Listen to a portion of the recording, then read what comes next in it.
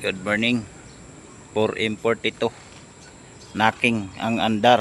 Dito tayo sa Tanay Rizal. Magandang araw. Pagpalang araw mga sir, mga boss. Ang issue niya ay knocking sounds sa knocking ang andar. I-start natin. Meron naman check engine. Okay naman. Andar naman siya, one click.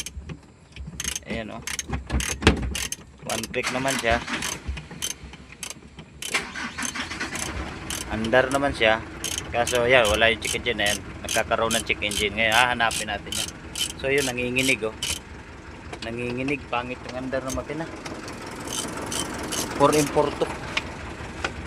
To-troubleshoot na natin. Injector MB number 1 ang fault code natin. To-trouble natin, hahanapin kung saan ang problema. Ayun na muna. Salamat mga sir, mga dam. Ito na yung 4M42 na andar pa lang, knocking na. Yan.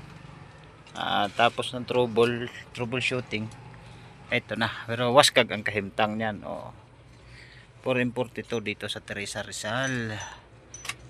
Okay, unang susi,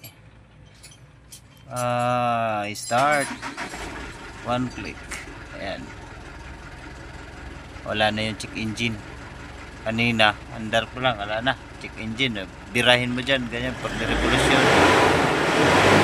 revolusyon may check engine na. Ayan, maandar na yan, no? Andar na yan.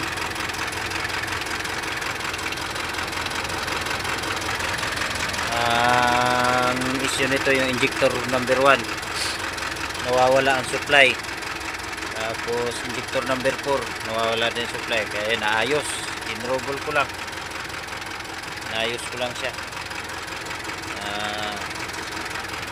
Pagtyagaan din, nakuha din sa tsamba, nagtambahan din ng CRDI troubleshooter. Naamoy ng kinain yung problema, ay nagkaroon doon na mali na sinaksak, kaya nagawa. Ayan,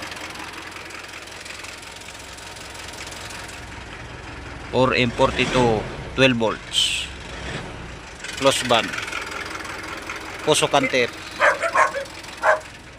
Ayan lang mga busing.